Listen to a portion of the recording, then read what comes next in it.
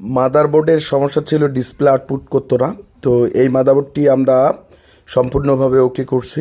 তো যখন এখন ডিসপ্লে আউটপুট করতেছে এবং কিভাবে মাদারবোর্ডটা পাইলাম এবং কিভাবে সার্ভিসিং করলাম, আজকে আমরা এটার ডিটেলস বলবো। তো যারা আপনারা ডেস্কটপ ল্যাপটপ মাদারবোর্ড সার্ভিসিং করার জন্য ভালো একটা প্রতিষ্ঠান খুঁজেন, তারা অবশ্যই আমাদের ল্যাব থেকে আপনারা রিপেয়ার করে নিতে পারবেন দেশের যে কোনো প্রান্ত থেকে।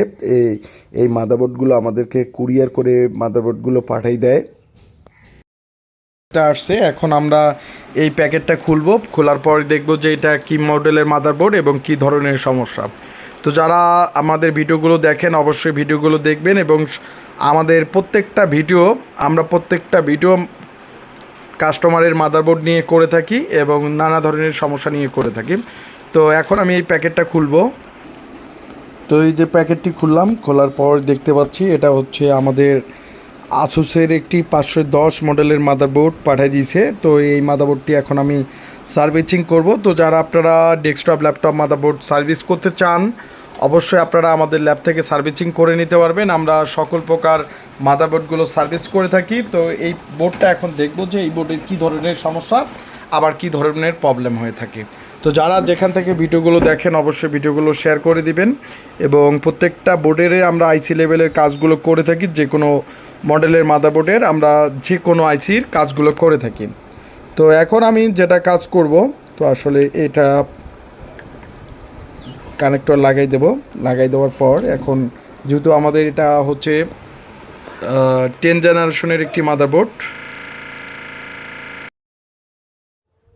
তো মাদারবোর্ডের মেন সমস্যা ছিল হচ্ছে ডিসপ্লে আউটপুট করতো না। তো এই যে আমাদের আইওআইসিটি দেখতে পাচ্ছেন, এই আইওআইসির প্রবলেম থাকার কারণে কিন্তু মাদারবোর্ডটা ডিসপ্লে আউটপুট করতো না। তো এখন আমি বিস্তারিত বর্ণনা বলবো আসলে আমাদের মাদারবোর্ডের সমস্যাটা কী ছিল। তো যখন আইও একটা পিসিএসকে এসএলপি হচ্ছে আরএসএম আরএসসি দিচ্ছে, তখন কিন্তু পিসিএস কিন্তু আমাদের মেন চিপ যাকে বলা হয়, সে কিন্তু একটা ভোল্টেজ হচ্ছে আইওকে দিবে। সেই ভোল্টেজটা এসএলপিএস 3। তো যার মিনিমাম ভোল্টেজ হবে হচ্ছে যে 3.3 ভোল্টেজ। তো 3.3 ভোল্টেজ না হওয়ার কারণে ভোল্টেজটা কোথাও ডট খাচ্ছিল, তার কারণে হচ্ছে যে মাদারবোর্ডটা ডট ছিল। তো এখানে আমরা যে এই মাদারবোর্ডের পাওয়ার ফ্রিকোয়েন্সি দেখে আমরা সম্পূর্ণ বোর্ডটা ওকে করলাম। তো আসলে আমাদের পাওয়ার ফ্রিকোয়েন্সি দেখতে হচ্ছে এসএলপিএস যে হচ্ছে যে 3 সিগন্যালটা, এটা হচ্ছে যে ডট ছিল বলতে হচ্ছে যে খুবই কম ভোল্টেজ ছিল। যেখানে 3.3 ভোল্টেজ হচ্ছে থাকার কথা, সেখানে কিন্তু 3.3 ভোল্টেজ ছিল না, 2 ভোল্টেজ ছিল। আর অবশ্যই আপনারা যখন সার্ভিসিং করবেন অবশ্যই এই ভোল্টেজটা দেখবেন। তো এখান থেকে পিসিএস থেকে হচ্ছে যে আইসিতে যাচ্ছিল না। তো যেহেতু হচ্ছে যে আমাদের হচ্ছে যে একটা রেজিস্টর ছিল, রেজিস্টর ঠিকমতো ভোল্টেজটা আউটপুট করছিল না। তো সেই সূত্রে আমি রেজিস্টরটি হচ্ছে যে চেঞ্জ করি এবং মাদারবোর্ডটা হচ্ছে ফুললি হচ্ছে যে ডিসপ্লে আউটপুট করে। তো যারা আমাদের ল্যাব থেকে যারা সার্ভিসিং করতে চান অবশ্যই আপনারা সার্ভিসিং করে নিতে পারবেন এবং আমরা সকল প্রকার ডেস্কটপ এবং ল্যাপটপ মাদারবোর্ডগুলো রিপেয়ার করি এবং বাংলাদেশের যে কোনো প্রান্ত থেকে আপনারা চাইলে যে কোনো মাদারবোর্ড কুরিয়ার করে পাঠিয়ে দিতে পারেন। আমরা সুন্দর করে আপনাদেরকে সার্ভিস করে দিতে পারি এবং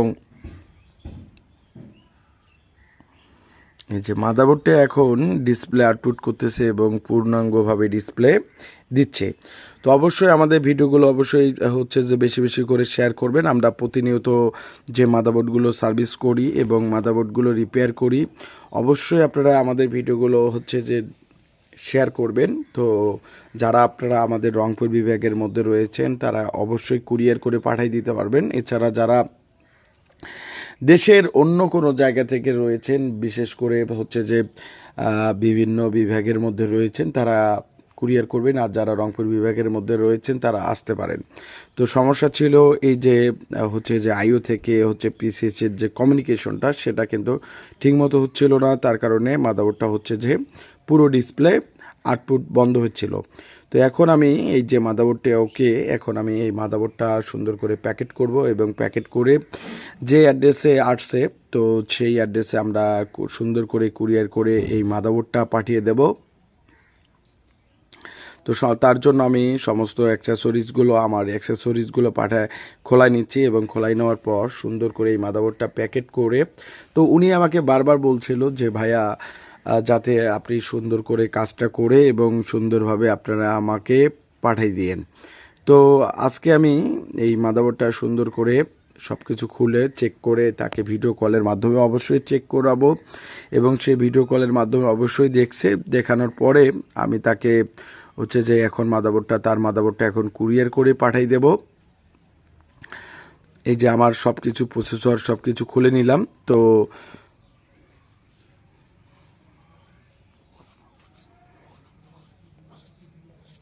এখন আমি এই যে মাদারবোর্ডটি এখন সুন্দর করে প্যাকেট করে এখন খুলে এই মাদারবোর্ডটা সুন্দর করে পাঠিয়ে দিয়ে দেব।